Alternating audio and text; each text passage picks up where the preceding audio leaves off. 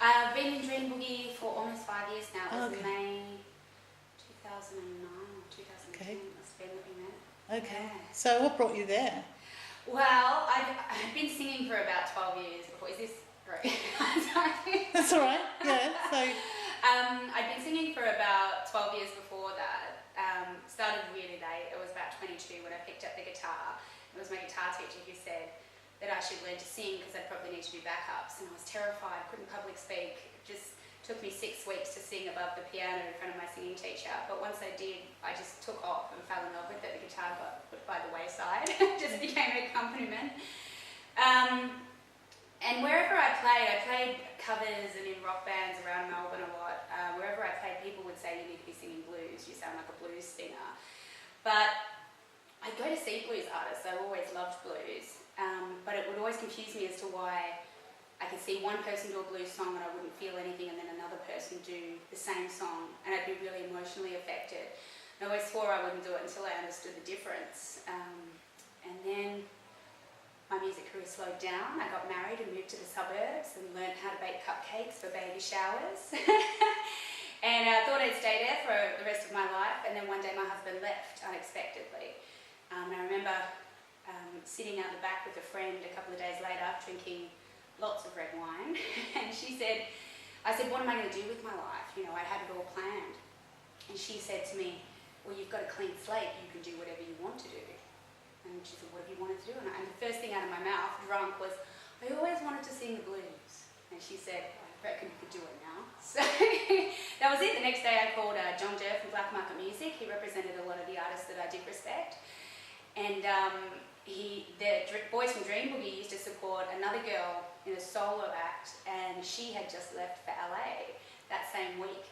So they put us together, and the next Tuesday I was here at the MBAS in West Melbourne doing my first gig as Dream Boogie.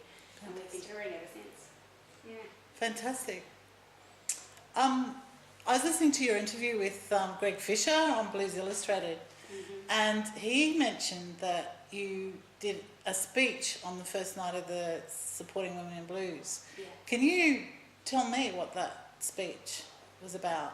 Yeah, well, the Women in Blues asked me to come down and do a mentor speech, and they wanted me to do a talk on how I found myself as an artist. I have a very specific genre of blues that I'm interested in and that I try to emulate, which is 20s, 30s female blues. People like Bessie, Victoria Spivey, and they said, can you tell us about your journey to being that artist? So I spoke about, first thing was what brought me to the blues, and the thing was I told the story about when my husband did leave, and I can remember him kissing me goodbye for the last time, and I leaned against the bathroom sink while he kissed me and listened to him walk down the hallway and get in his car and drive down the street, and then at the end of that, when I couldn't hear him anymore, I sunk to the bathroom floor and I stayed there until the sun went down, and that's a true story, I did. And after I got involved in the blues community and started learning about blues, I looked to people like Denise LaSalle and Millie Jackson for my inspiration, and then I made a big list of all the blues songs that really made me emotionally affected, because I wanted to find one specific style of blues that I could really hone in on. So I made this huge list over about a year, and all the songs that made me cry for no reason were the ones that I honed in. I realised that they were 20s and 30s songs. And someone said, well, if you want 20s and 30s blues, you've got to go to Bessie Smith. And I'd heard the name before, but I'd never really looked her up. So I looked her up on YouTube. And the first thing I saw was a clip of her in a movie called St. Louis Blues. And at the beginning of the clip, her husband leaves, she's in the bathroom, she sinks to the floor, she pours herself a whiskey, and she starts singing St. Louis Blues, and she stays there till the sun comes up, goes down, and then she gets up and she sings the blues. And it was just such a moment for me to see that exact story replayed, and she was the first blues idol that I really went, that's the one. Yeah. So is that what you were portraying to? How did you want to inspire the women that were at the first meeting well, that night? At the meeting that I was at, they asked me for my journey as to how I became the artist I wanted to be and how to find yourself as an artist. And I'd been there, it was actually the second one, and the first one I'd been to see what it was all about. And I realised that there were a lot of musicians in the audience and very talented women, but they didn't have a direction. So I told basically how I found my direction, because blues is a huge genre, you know, it goes all the way back right to the Alan Lomax recordings, all the way up until 2014 today. And there's so many different things in it. And so that was the one thing that I said, was to find, you know, blues, if you're a blues lover, you love all blues.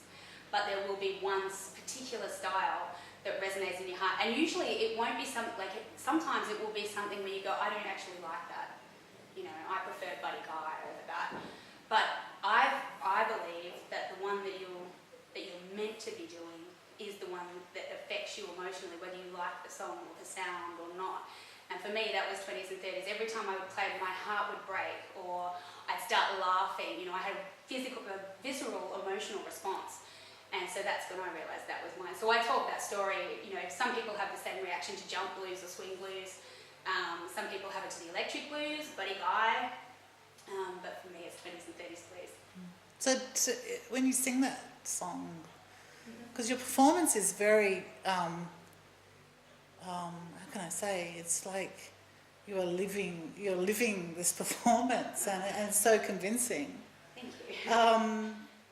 So does it, I mean, the ones that make you cry, do you absolutely cry when you're performing? I have cried when I performed, yeah.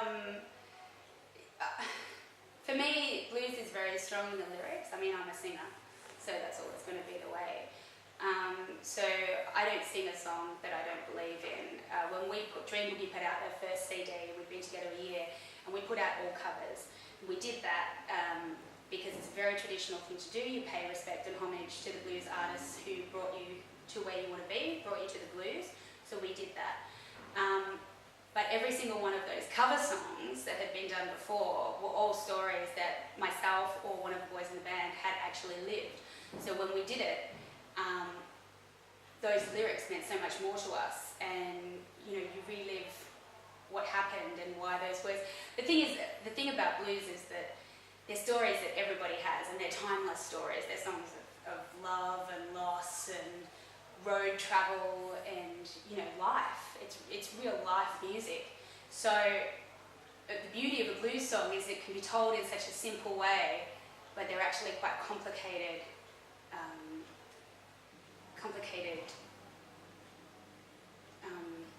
I can't quite think of the word. They're complicated stories. They're complex emotions.